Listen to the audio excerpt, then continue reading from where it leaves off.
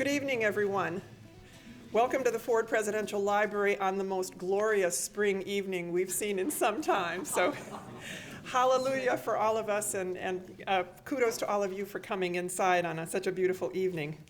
We're delighted to have you with us here for this program featuring David Holmes, who is the Mason Professor of Religion Emeritus at the College of William and Mary. In addition to having Professor Holmes, we're pleased to have three special guests with us tonight. David Hart Nelson, who was a friend of Professor Holmes. David is right there. And one of our volunteers and lead docents at the Ford Museum, John Sampson, who is a former educator, came all the way from Grand Rapids for this program. John, great to have you here. And thank you for all you do. And one of the Ford Foundation Board of Trustees members, who just happens to be rather well known to you, President Emerita Mary Sue Coleman. So we have some wonderful people with us tonight. So thank you all for being here.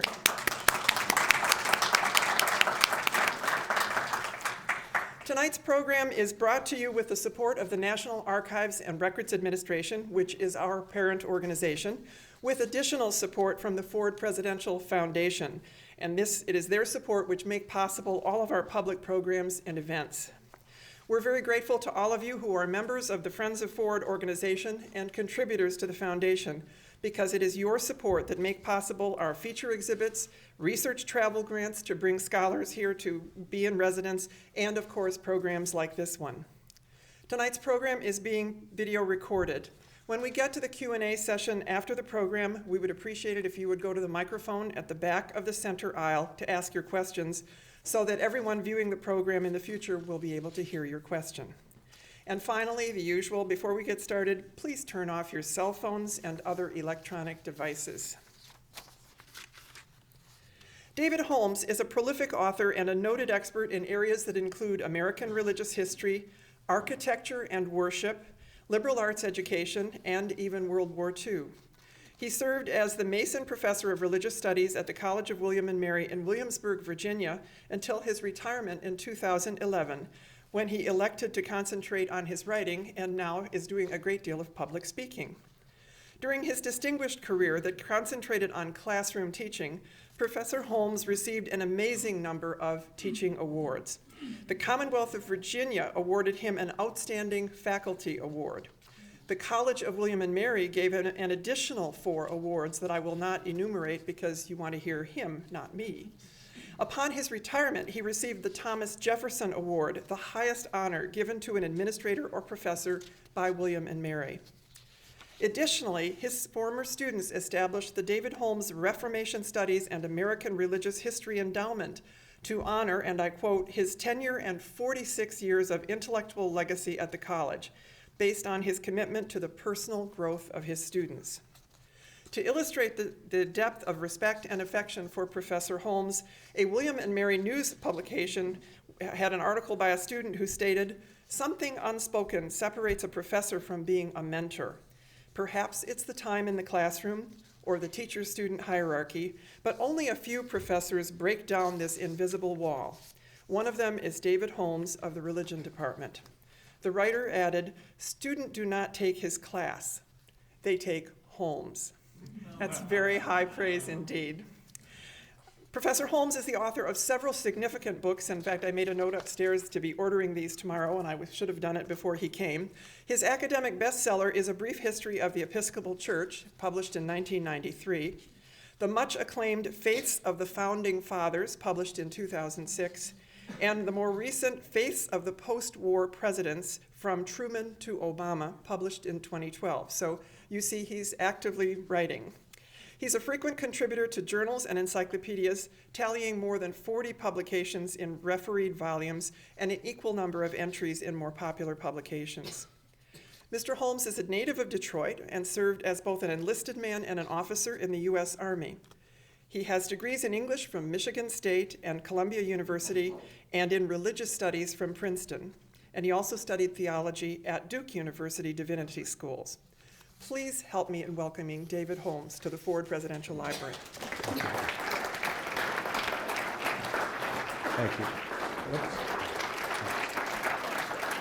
Thank you. Thank you very much. What a nice introduction. I appreciate receiving it. I appreciate being here.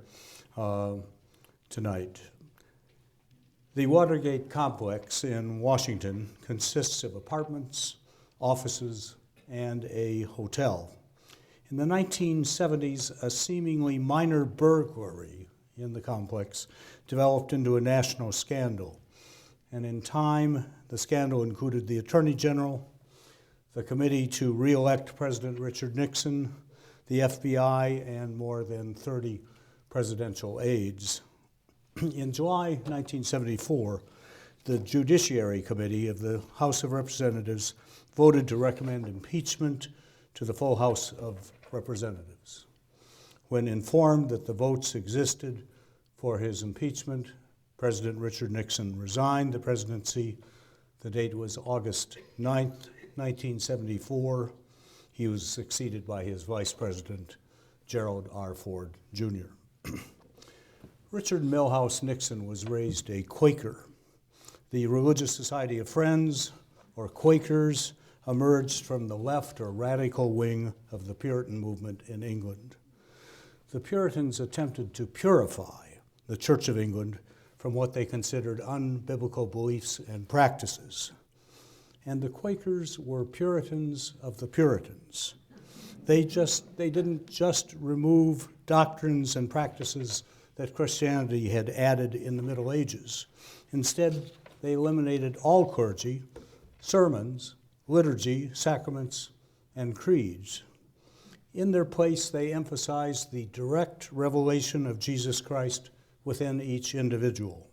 In addition, because they believed Christianity had become the vassal of secular government, they also opposed military service, the taking of oaths, and social hierarchies. Originally, all Quakers worshiped silently. That silence was broken only when members felt prompted by the Spirit to rise and speak. Yet religious movements borrow from each other. And in the 19th century, especially in the American West, some Quakers embraced revivalism and evangelicalism. These reinvented Quakers continued to emphasize plainness and pacifism, but they added formal worship, ministers, music, organs, choirs, Bible study classes, Sunday schools, and even revivals. And Richard Nixon's background lay in this evangelical wing of Quakerism. It didn't come out much in the newspapers, but it did. In California, his home church was fundamentalist. It had a minister. It opposed dancing. It worshiped like an evangelical church. And during World War II, only 2 of its members decided that they were conscientious objectors. The rest, like Nixon, went to war. Nixon was born in 1913. He was the second of 5 boys. The family lived 30 miles east of Los Angeles in the Quaker town of Whittier. On his mother's side, Nixon's ancestors had been Quakers for over 200 years. His grandmother and his mother were Orthodox evangelical Quakers. His grandmother, in fact, was a revivalist. Nixon's father, Frank, had been raised in the evangelical shouting days of American Methodism. Upon marrying Hannah Milhouse, he converted to her Quaker faith, but he never lost his impassioned approach to Christianity. In Whittier, the elder Nixon ran a general store and gas station, and his sons worked there. Writer after writer has depicted Richard Nixon's childhood as troubled, and biographers do seem correct that something scarred his character, but it's almost impossible to determine what it was. Biographers from the left and right agree that he was insecure, socially awkward, and unable to trust. He had difficulty looking people in the eye, difficulty showing affection. Nixon's college debate coach remembered that, quote, there was something mean in him, mean in the way he argued his points in debates, end quote. Nixon also had no close friends throughout life, something that particularly bothered Dwight Eisenhower. He had B.B. Rebozo, who was a Cuban-American Presbyterian, go figure, but that was an arranged friendship.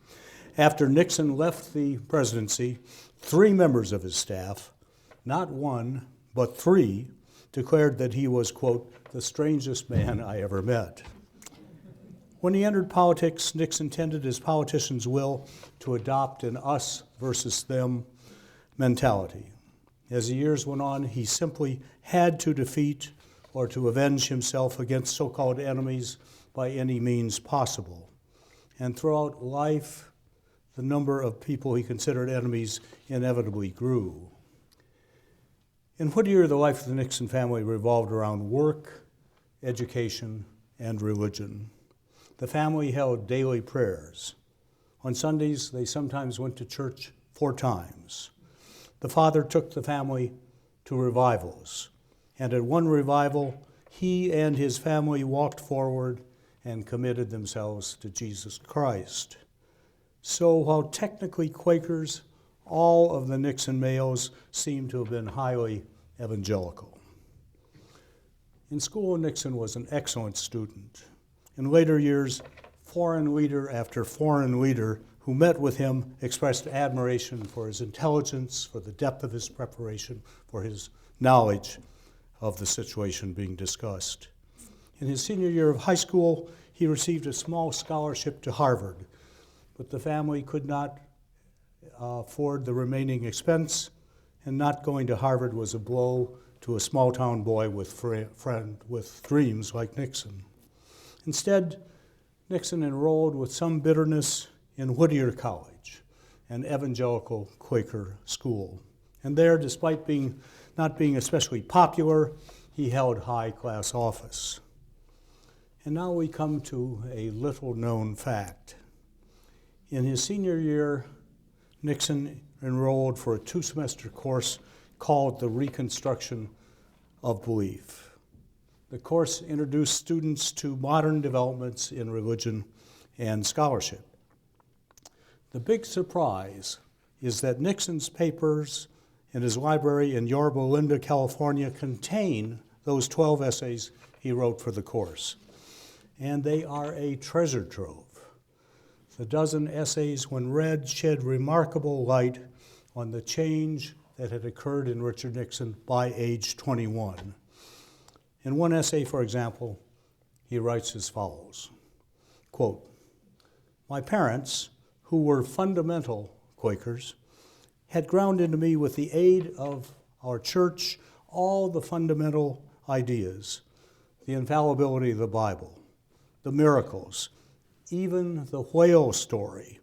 All these I believed when I entered college 4 years ago. Many of these childhood ideas have been destroyed, but there are some which I cannot bring myself to drop. I still believe in God as the creator, the first cause, but I am no longer a 7-dayer. And he continues, college has taught me that the Bible is a work of man and consequently has man-made mistakes. Now I desire to find a suitable explanation of man's and the universe's creation." End quote. And finally, another essay. Nixon declares, quote, "The important fact is that Jesus lived and taught a life so perfect that he continued to live and to grow after his death in the hearts of men. The resurrection story symbolically teaches that men who achieve the highest values in their lives may gain immortality. What shall I do with the religion of Jesus? To me, this intellectual log has proved a gradual evolution towards an understanding of the real religion of Jesus. My greatest desire is that I may now apply this new understanding to my life." End quote. This college course marks a defining moment in Nixon's spiritual life. After that point, he seems to have remained a believer in a personal God and in a divine dimension, but his private beliefs differed markedly from Orthodox Christianity. But because of the negative effects these beliefs would have had on his electability, he never revealed them to others. They were essentially Unitarian beliefs. But 11 years before his death, Nixon, having left the presidency, was interviewed by a journalist who had read the Whittier papers. They are there for us all to read. Nixon told him that he had not changed those convictions since college. He continued to believe, he said, that, quote, one can be a good Christian without necessarily believing in the physical resurrection, end quote. Back now to Richard Nixon's life. Following Whittier, Nixon attended Duke Law School, a new law school at the time. When he practiced law in Whittier, he continued to attend the Friends Church. He even taught in its Sunday school. He married Patricia Ryan, a teacher, in 1940. He worked in Washington, and then in 1942 accepted a Navy commission. During naval service, we know that he read and reread the Bible. After the war, he was elected to Congress, then to the Senate, and then to the vice presidency. In 1960, he ran for president. In Washington, Nixon and his wife attended Presbyterian and Methodist churches. When he practiced law in Manhattan after losing to John F. Kennedy, he worshiped regularly at Marble Collegiate Church in Manhattan. He maintained a close spiritual relationship with that church's well-known pastor, Norman Vincent Peale. And in later years, Nixon, despite his private beliefs, had the closest of spiritual relations with the evangelical Billy Graham. Today, church historians perhaps remember Nixon best for the services of worship he held in the White House. When he became president, Nixon decided he should continue the example of church attendance that Dwight Eisenhower had set for the nation. And there was a Quaker meeting dedicated by Herbert Hoover, relatively close to the White House. But the year was 1969, and opposition to the Vietnam War was erupting. And the congregation of that silent meeting in D.C. was vigorously anti-war. Nixon and his advisors realized that member after member might arise on Sundays and denounce the war and his handling of it.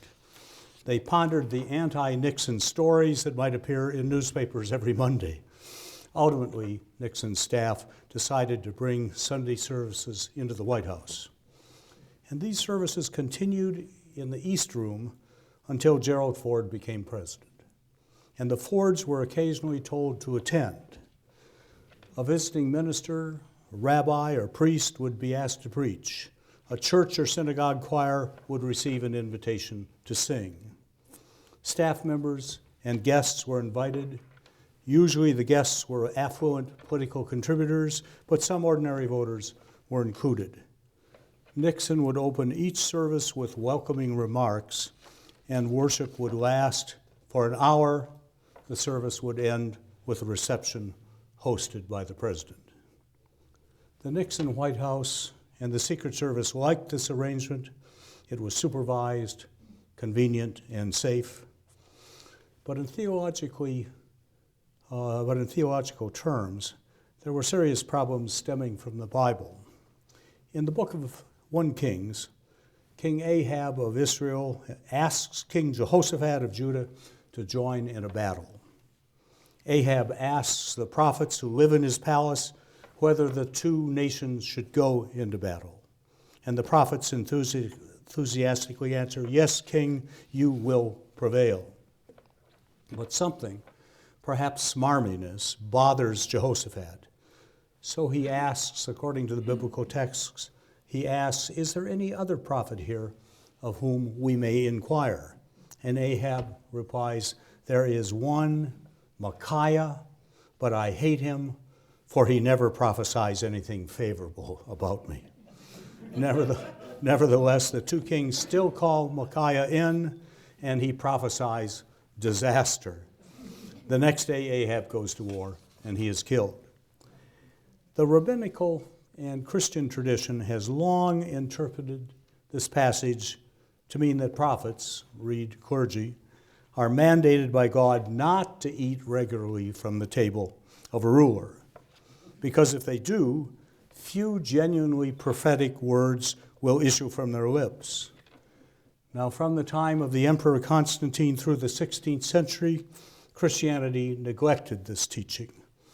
But the left wing of the Reformation, the Mennonites, the Quakers, the Baptists, the Brethren, they emphasized it, and Nixon was raised a Quaker.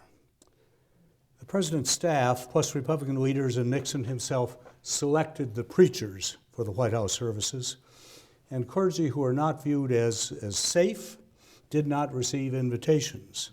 As a result, the clerics who came preached sermons that often praised the president and his policies. At one point, President Nixon felt it appropriate to invite an evangelical Quaker, his church, to speak. But the pacifist tradition of the Quakers caused the staff to hesitate. Nixon himself finally decided that theologian Elton Trueblood of Indiana's Earlham College would be safe. He is one of the few, Nixon wrote in a memo, that might do an adequate job without bringing in much pacifism and politics into his remarks, end quote. Nevertheless, Nixon's staff remained wary. And in the weeks before the service, Trueblood received several calls asking what he planned to say. Hence, to be a preacher in the East Room of the White House was like being a tamed prophet in Ahab's court. Probably there are several ways for us to evaluate these White House services. It could always be that they caused the blind to see, the lame to walk, and the deaf to hear. But one thing does seem clear. At the height of the Vietnam War, these services of worship brought no new ethical perspective, no moral challenge, no breaking in of a new point of view to the President of the United States. And so the war raged on. In 1972, Nixon won a landslide victory over a Democratic peace candidate who was a minister's son and who himself had gone to divinity school. But only 2 years later, Nixon became the first American president to resign from office. And no one was more stunned about Nixon's role in the Watergate affair and his resignation than Billy Graham. In August 1974, Gerald Ford assumed the presidency of a deeply divided nation. In retirement, ex-President Nixon read widely in religious and philosophical writers. Good stuff. In 1983, when an interviewer asked whether he believed, quote, that there is a God who watches over him, end quote, Nixon replied, oh yes. When the interviewer continued with the words, quote, a God who watches the things that you do, Nixon replied, absolutely, absolutely, oh yes. Nixon's wife, Pat, however, apparently lost her faith. At her funeral in 1993, not one of her 4 eulogists, including Billy Graham, mentioned any religious or spiritual dimension to her life. The word God is missing from that service. In the same year, Nixon told a biographer, quote, I am a Quaker, and I believe in God, and I believe in turning to him, end quote. Most people who knew Nixon did see him as strongly influenced by Quakerism, but in his views of war, in his habitual profanity, in his anti-Semitism, in his prevarications, one of which was to Gerald Ford, and in his vindictiveness, he departed in major ways from his religious heritage. The White House tapes are, in a word, kind of dreadful to listen to. One day we will get them.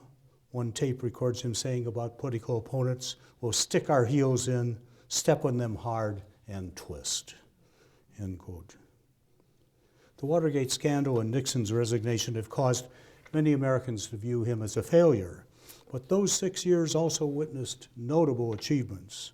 The Nixon administration oversaw significant reforms in welfare, in energy, in weaponry, in civil rights, and in employment policy. Nixon normalized relations with China. He also established the Environmental Protection Agency, and the Equal Employment Opportunity Consortium. 20 years after leaving office in 1994, Nixon died of a stroke. He was buried beside his wife at Yorba Linda. I think he was one of the most misunderstood men, Billy Graham said before the funeral, and I think he was one of the greatest men of history. End quote. And now Leslie L. King Jr., or as we know him, Gerald R. Ford Jr., renamed after his stepfather.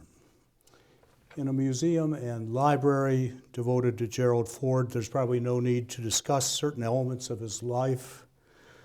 I will assume that most of us are aware of certain things, such as how Ford's real father was the playboy son of an affluent Omaha businessman, or how Ford's divorced mother met his stepfather at an Episcopal church social in Grand Rapids, how Ford eventually had 3 half-brothers, how Ford was of English and Scotch-Irish descent, but grew up in an area of Michigan dominated at the time by conservative Dutch Calvinists, how the phone book was full of Dutch names. I used to Xerox in class in American religion pages from the Holland, Michigan phone book and pass it out to students to read. And when they tried to read Dutch names, it was hopeless. It was with particularly the Van names, but it got it across that they were Dutch in that area of Michigan.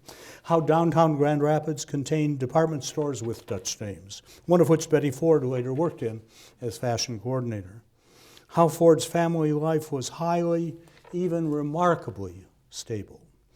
How Ford became all Big Ten at the University of Michigan, and yet was still broke and had to work part-time jobs during school, athletic scholarships not yet having occurred. How Ford served during World War II, first as a training instructor in Chapel Hill, and then on aircraft carriers in combat in the Pacific. And how, after the war, Ford developed a significant political career, eventually rising to become House Minority Leader, then being nominated by Nixon to become Vice President when Spiro Agnew resigned in 1973, and then becoming President himself when Nixon resigned the next year. While researching Ford's life for the book that was mentioned in the introduction, The Face of the Post-War Presidents, perhaps a half-dozen biographical matters especially drew my attention. Here at random are 2. The first involves the doubts raised about Gerald Ford's intelligence. Ford, Lyndon Johnson said, had played too much football without a helmet. He also supposedly said that Ford could not walk and chew gum at the same time, though P.S., that's not what LBJ really said. And the comic Chevy Chase depicted the left-handed Ford as an awkward oaf. Chase's Ford took tumbles and hit spectators with golf balls and mistook water glasses for telephones. Many people, it seems, made assumptions about Ford's abilities. But any researcher has to note that Ford did well in the highly regarded public schools of Grand Rapids. At South High School, he ranked in the top 5% of his class. At Yale Law School, his class contained 98 members of Phi Beta Kappa. Yet Ford, even though he held a part-time job coaching at Yale, graduated in the top third of his law class. Some writers suggest that verbal ability was the problem, and my sense is that they may be right. When speaking, Ford tended to stumble. At U of M, his lowest grades came in English and in foreign language. Much later, when sworn in as vice president and then as president, Ford spoke earnestly and from his heart to the American people. I am acutely aware that you have not elected me as your president by your ballots, he said, and so I ask you to confirm me as your president with your prayers, end quote. And emotion gave his words the ring of eloquence. But in some speeches, and famously in his debates with Jimmy Carter, he was clearly held back by a limited facility with words. In the second presidential debate of 1976, Ford seemed to say in one comment that the Soviet Union did not dominate subordinate countries in Central Europe. And asked about that, he said, quote, "I don't believe that the Yugoslavians consider themselves dominated by the Soviet Union. I don't believe that the Poles consider themselves dominated by the Soviet Union," end quote. And Carter replied to these statements with a chuckle and a refutation. Ford intended to phrase things a little differently, that's clear, but he did not correct the statement for 6 days to the despair of his staff, and that misstatement may have cost him the election. That's one thing that interested me biographically about Ford. And the second thing that interested me is that the popular, stolid, religious, earnest Eagle Scout Gerald Ford seems to have had a pronounced social side. I could use the word playboy side because that's how his father's always spoken about, his real father's spoken about. As an undergraduate at University of Michigan, for example, he joined the legendary Delta Kappa Epsilon, an elite fraternity then known as the Drunken Deeks. I started college at U of M. I rushed Deke. They were then out on Geddes Road, as I recall, and I can tell you that description was true. Given Ford's membership in that fraternity, it's amazing, that he ended up getting into any law school. And in Williamsburg, I interviewed a veteran who had served with Ford in Chapel Hill, North Carolina. Almost immediately in the discussion, he brought up Ford's social activities there. This highly social side of Ford may have been in part genetic, because his birth father embodied those characteristics. In any event, it ended until he married a model and dancer at age 35 and even beyond. But then the religious side of Gerald Ford. Research also revealed 3 aspects of Ford's religious life that seemed to me distinctive. First, he was a lifelong church attender, and by every indication, a lifelong believer. In Ford's description, Grand Rapids was, quote, "a straight-laced, highly conservative town where almost everyone attended church and a strict moral code was scrupulously observed," end quote. Despite the area's Calvinism, the Ford family was Episcopalian. His parents were not pietistic, but they had a highly moral side. They did not keep alcohol in their house. They frowned upon card playing and gambling. Ford was largely raised in Grace Episcopal Church, where his parents met, and where his mother, a parish leader, would later die during a service.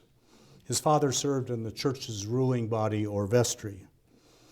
Ford's mother taught her children prayers. She insisted that they regularly attend Sunday school and Sunday worship, and Ford and his brothers did. As a congressman, Ford maintained his church membership at Grace Church in Grand Rapids, but he and his growing family lived in Alexandria, Virginia. And there they regularly attended Emmanuel Church in the Hill, an Episcopal church with an activist congregation, largely Democrats, built on the campus of Virginia Theological Seminary. Its pews were filled with seminary faculty and with political moderates and liberals who worked during the week on Capitol Hill. At the church Ford ushered and served as a lay reader, he was really active.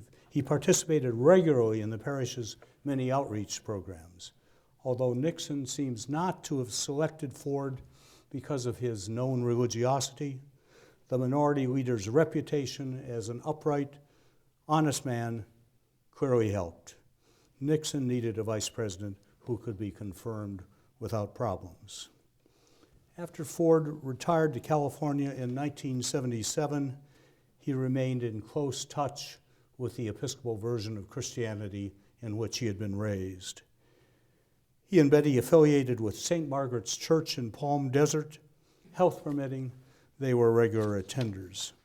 At Ford's funeral at the National Cathedral in Washington in 2006, his California rector recalled that he and the president had recently discussed two simmering controversies in the Episcopal Church. One involved the ordination of openly gay bishops. The other dealt with the blessing of same-sex unions. President Ford, the rector declared, had said that, quote, he did not think that these issues should be divisive for anyone who lives by the Great Commission to love God and to love neighbor, end quote. The atmosphere about these issues has changed markedly in the last few years, but supporting openly gay bishops and same-sex marriage around 2005 was very early. And this same religiosity was very much in evidence when Ford pardoned Richard Nixon in 1974. And that's another distinct aspect of and a very public moment in Gerald Ford's religious life. 4 weeks after he was sworn in, Ford went to church. To do so, he had to leave the White House upon becoming president. He had immediately canceled the East Room services. On his first Sunday in office, Gerald and Betty Ford had instead sat unobtrusively in the back of their parish church in Alexandria. And now, 3 Sundays later, he left the White House to attend the 8 a.m. service of Holy Communion at St. John's Episcopal Church adjacent to the White House. He sat in the president's pew there. When he returned to the Oval Office an hour later, Ford granted Richard Nixon a, quote, full, free, and absolute pardon, end quote, for any charges that might arise from the Watergate scandal.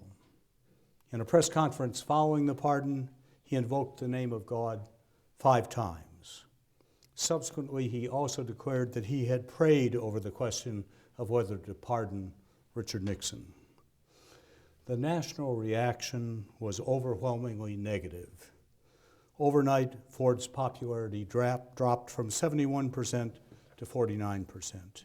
And Ford's distinguished press secretary, Gerald Terhorst of Grand Rapids and Detroit, immediately resigned. Terhorst, a graduate of U of M, was an old friend of Ford's. He was as much a counselor as a press secretary. Initially, many politicians and journalists believed that Terhorst resigned because he knew of a prior agreement. Nixon would appoint Ford as vice president if Ford would later pardon him of any charges arising from Watergate. And these suspicions only intensified when it became known that Alexander Haig and Billy Graham had worked behind the scenes to gain a pardon for Nixon. Haig was a leading member of the Nixon staff. Hence, so the story went, the press secretary resigned in protest. But over the decades, no new evidence has emerged about a deal. And Terhorst, who died in 2010, never changed his explanation of why he resigned or his belief that resigning had been the right thing to do. Hence, the number of conspiracy theorists has declined. Why did Ford grant the pardon? Why did Terhorst oppose it? It appears the two men simply held opposite views. Ford believed that the U.S. could be crippled if it experienced a long impeachment trial following the 26 divisive months of Watergate. And as a religious man, Ford also believed that he and the nation needed to forgive. Christianity, Ford told the nation in a press conference, taught forgiveness, and he was a Christian. I have promised to do what is right as God gives me the right, he declared. My conscience tells me clearly and certainly that I cannot prolong the bad dreams that continue, end quote. Ford also spoke of appearing himself before the bar of God's justice. I do believe, he said, with all my heart and mind and spirit, that I, not as president, but as a humble servant of God, will receive justice without mercy if I fail to show mercy, end quote. And so he pardoned Richard Nixon. On the other hand, to Terhorst, the pardon set up a double standard. Ford, he said, had fully pardoned Nixon, but he had not pardoned the ex-president's co-conspirators. So 30-some Watergate conspirators, men with names such as Haldeman and Ehrlichman and Colson and Mitchell, faced years in jail and huge legal fees. They also faced precisely the same wrenching ordeal, quote unquote, that Ford had told the nation he wanted to spare Nixon. And Ter Horst further pointed out that Ford had declined to pardon the Americans who had evaded the draft during the Vietnam War. In the press secretary's view, if the president and the nation wanted to display forgiveness, then they should grant forgiveness to more than one man. Upon receiving Ter Horst's resignation, Ford wrote him, so some sources say, urging that he withdraw the resignation and assist in the all-important task of governing a troubled nation. That may not have been what happened, but if that note did come to Ter Horst asking him to change his mind, it must have been wrenching reading. A final point about Gerald Ford, and then we're done, about his religion. He possessed a strong evangelical side. Looking back, we can see Ford as a transition to the evangelical Christianity of Presidents Carter, Reagan, Clinton, and the two Bushes. This evangelical side was evident from at least 1967 on, when Ford helped to organize a weekly prayer group that met in a small room off the Capitol Rotunda. In addition, one of Ford's sons, graduated from an evangelical theological seminary in Massachusetts. And like three of his predecessors, Ford had an evangelical advisor, a private evangelical advisor. But the evangelical advisor for LBJ, Eisenhower, and Nixon had been Billy Graham. And after Watergate, Ford's staff had limited contact with Graham because the public associated him with the disgraced Nixon. And Graham himself, having been stung by Watergate, told a reporter in 1976 that he wanted to stay 1,000,000 miles away from politics this year. No, the name of Ford's evangelical advisor was not Billy Graham, but Billy Zioli. And you can look in vain in certain biographies of President Ford and not find that name listed under the Z's in the index. Zioli lived in Michigan. From Grand Rapids and Muskegon, he led a nationwide ministry to professional athletes and also a gospel film company. To some who knew him, he was a cartoon character. To reach a countercultural audience, he dressed hip and spoke pop vernacular. In the words of a Sports Illustrated writer, the evangelist looked like a guy you'd see in a pickup bar. Voters knew of Ford's Episcopal membership, but very few knew of Zioli. Ford's staff was concerned about the effect Billy's appearance and hip language could have on Ford's reelection. Hence, they tried to keep the relationship quiet, and they essentially succeeded. But for Gerald and Betty Ford, Zioli was an important advisor. The evangelist sent Ford weekly Z-grams. After becoming vice president, Ford brought Zioli to Washington numerous times. In Ford's words, he and Zioli would spend their time together, quote, talking, reading the Word of God, and praying together, end quote. When Betty Ford had surgery for cancer, Billy was at the bedside. Ford's relationship with an untraditional evangelist and his regular attendance at what amounted to be a university church is striking. It raises the question of how the Fords could have lived in these two distinct worlds. On Sundays, formal liturgical worship. At other times, counsel from a gospel evangelist.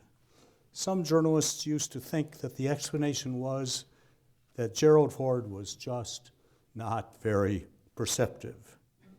But I think that the explanation, the real explanation, is that Billy Zioli, despite looking like Elijah the Tishbite or John the Baptist, came across as a dedicated man and a genuinely authentic Christian. So, Gerald Ford. He served as president only 895 days. With dignity and without apology or embarrassment, he represented what was in the 1970s still the mainline Christian heritage of the nation. There was more to him than Americans initially knew. As John Meacham has declared, Ford was quote, in a quiet, unnoticed way, an important figure in America's public religion, because at a critical time in American history, he genuinely believed in the theological imagery he used, end quote. At his funeral in the Washington National Cathedral, there was also one in Grand Rapids, commentator Tom Brokaw declared in a eulogy that, quote, Gerald Ford brought to the political arena no demons, no political agenda, no hit list, no acts of vengeance, just Main Street values. He was our most underestimated president. Thank you for your attention. Thank you. Thank you. Thanks to Kate Murray and others for this invitation. I'll be glad to answer any questions.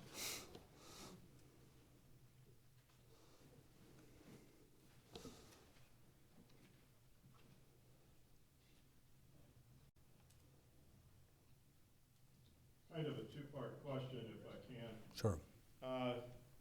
The whole furor over Obama's religion, I don't know if you want to comment on that, the refusal to accept his Christianity. I'll be glad to comment on any president, yeah. And then the second question is, do you think this country is ready, not that I'm recommending it, but do you think this country is ready for an openly atheist president? Let me take the second question first. That comes up at all talks, and it's a good question because it's going to happen, although the atheist would have to be a person of known strong character, I think. And there would still be a sizable vote against such a person, but if the character, was what we want in the president, the ability, the character, I think the religion wouldn't matter that much, because we've seen that religion may matter a lot. It mattered a lot to Ford. It also doesn't matter much to some others. Now, the other question on Obama is fairly easy to answer, I think. He wasn't born in Kenya. You'd be surprised who believes that, and who comes up after talks to say, I think he really was born in Kenya. They also get very concerned when you speak on George Washington. He wasn't hyper-Orthodox. It's very important that George Washington be absolutely Orthodox in everything and not influenced by deism. Church-going is a matter of habit in many ways. We get in that habit. Gerald Ford is an example. George H.W. Bush is an example. Harry Truman's an example. And Obama didn't have any rearing in church-going or even in Christianity. His mother exposed him to various religions, but not very often. He identified with being a black, not a white, in his teen years in Hawaii. But he didn't have a community, and he found that community in the black churches of Southside Chicago. He particularly liked the black clergy he was working with. They were tough, committed, intellectual, resilient men, or rather idealistic, resilient men. They kept telling him to go to church because you're working with churches, and as a community organizer, you haven't gone to church. He'd read Reinhold Niebuhr at Columbia. And gotten interested in that. He'd gone to a couple of Harlem churches. And he went to hear Jeremiah Wright preach. Jeremiah Wright's no kook.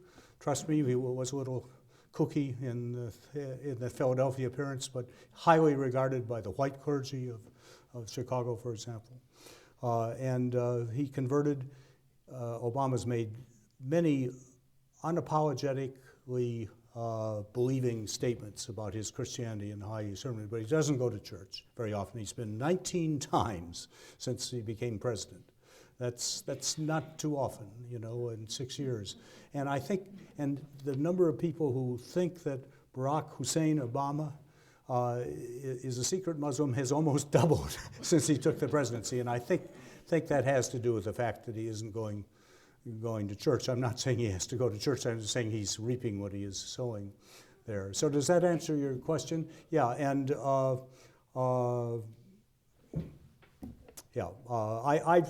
his half-sister became a Buddhist, And she always got very angry when he ran for president the first time, when anybody said, is your brother really a Christian? He's been a Christian for 20 years. The man's a Christian. She got very angry.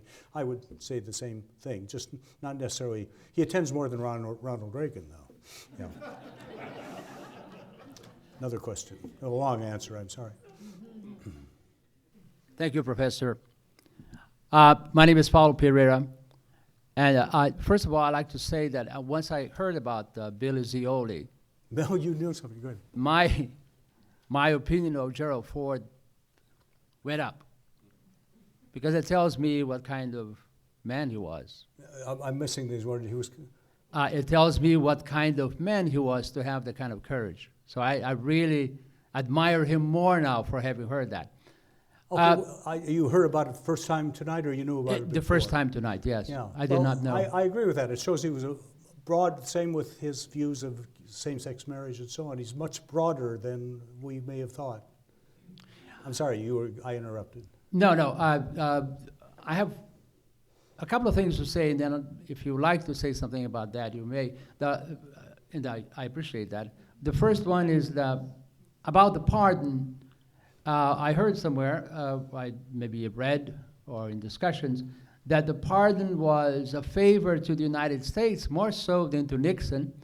And the theory is that in the view of many other things that were going to occur later in other presidents that show so much the weakness and the humanity of presidents as they do all kinds of things, then the so-called crime that Nixon committed would not be as awesome as it appeared at the time, when it was at a time when we would think of presidents as being almost like superhumans, and all of a sudden, hey, there is somebody doing... I'm kind of missing the question here, Robert. So the pardon would be a favor to the U.S. rather than to Nixon. Oh, yeah. Well, look, Nixon utterly disgraced, and he spent the years until he died. He wrote, I think, 6 books, and they were all just justifying himself. He never once has admitted culpability in Watergate. So I think he was disgraced. And I was reading today that Hubert Humphrey was on an airplane when he got word that that Nixon had been pardoned. That was, his opponent, for heaven's sakes. In the 1968 election, he said President Ford did the right thing, that it had to be done. So that it was probably a favor to the nation. You might want to go on and say, why not extend the forgiveness? What about you left it to Carter to take the obloquy of forgiving the draft evaders, and I don't know, but I interviewed Colson for the book. I don't know about these guys, but in any case, I think I think Gerald Durhorst was right in what he said. Thanks very much for the question. Is there something? There's some other one back there. Another person. If I may, it'll be very short. The other point is about, you didn't go into that, it's about the conclusion of the Vietnam War. I personally believe President Ford did the right thing when he did not go back into Vietnam. But the theory is that somehow when Nixon visited China, he had some kind of understanding that he would just let the Vietnamese work it out themselves. And I'm sorry, this is not part of your talk. But then, in that case, Ford was just carrying on some kind of understanding there was with the Chinese that the U.S. was to stay out. And so China would do as well and let them work it out themselves. Okay. Could you sum that up in one? I'm kind of missing the one sense. No, it's a good question. But as far as Nixon's visit to China, he did it. It opened things up. When he was senator from California, young senator, Harry Truman had appointed a study committee to see about recognizing red China, China. And they said, yes, but you don't dare do it. There's this senator in California with the name of Nixon who would, be on the warpath about it. So in time, he changed his mind. Obviously, Ford must have done the right thing to go back in Vietnam. We now have a junior chamber of commerce in Saigon, or it's called Ho Chi Minh City, I guess. But the point is, why would we want to go back in with boots on the ground in Vietnam? Well, it wasn't, what haven't we done enough? Thank you for your question. Hello. I was Hi. wondering, I have a question about Quakerism, and if you Yeah. have any insight or analysis on the role that Quakerism might have played in the Alger Hiss Whittaker Chambers case, since Yeah, Reed Chambers Whittaker Chambers, yeah. became yeah. a Quaker, and Nixon was this sort of Orthodox pseudo-Quaker, or whatever you want to call him. Yeah. I can't, that's a question that I have to say is a darn good question. And that I'm too out of date on Alger Hiss to say otherwise. But yes, I mean, Whittaker Chambers, at that time, many people in politics and art, the arts and so on, converted to Roman Catholicism, to Tridentine Roman Catholicism, I mean, highly medieval Roman Catholicism. Clare Boothe Luce, just one example, but Henry Ford II and so on. But Whittaker Chambers went a different way. He became a Quaker, and so interesting guy, William F. Buckley Jr.'s inspiration, I think, in some ways. So, but I can't do anything with the question. Thanks for it. You stumped the professor. More questions? It's a former student of mine, I think. Yeah. I know this might be a broad question, but maybe you could just briefly address it. Could you talk about the thread of religion with the presidency beginning with with Washington through the times? Yeah, well, I can, but maybe just the first 5 very quickly. There was a intellectual movement in the air at the time that would have affected most of us who went to college, many of us who were in gentry circles, and that was called deism. And it said there is a God, he ought to be worshipped, being virtuous, being moral is the best way to worship him. There's a life after death where the evil will be punished and where the good will be rewarded. We ought to be sorry for our sins, for our misdeeds. That was deism. It influenced everybody. Washington, Adams, very clearly, those two. Jefferson, Monroe, and Madison, all 5. Some of them remained what I'd call churchy. They went to church, they liked church. That was Jefferson, that was Adams. Others were kind of philosophically believers. There is a higher power. We heard that in Mr. Nixon's statement, and that would be James Madison, I think, and James Monroe. James Monroe had 2 books at most in his library that dealt with religion, and they were gifts, I think. He was an utterly honest man, as far as I can tell. He didn't play the religious card. He went to Episcopal churches when he went, but even when his little son dies at age 2.5, something like that, there's not a word in the letters that have survived about religion and about, the compensations of there being a God. I think Monroe was the most deistic of those 5. And then from there on in, we get into various forms of evangelicalism. Protestantism, 1960, a person raised Roman Catholic who wasn't very active against a person raised Quaker who wasn't very Quaker. And so that's the end. I think maybe if is that the last question? I'm here for all night, but you know how it is.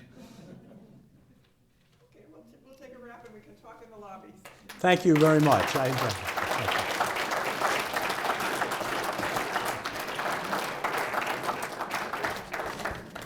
Before we let you go, we have our special gift to our favorite speakers, which are a pair of pens Oh my. with the signature of Gerald R. Ford, and we hope you will use these and as you go to future book signings and as we have you back maybe at the Ford Museum, I think, which I hope we can do. Well, this is wonderful. You can sign. So thank you so much. Thank you very much, and thank you for being such a good audience. Yeah.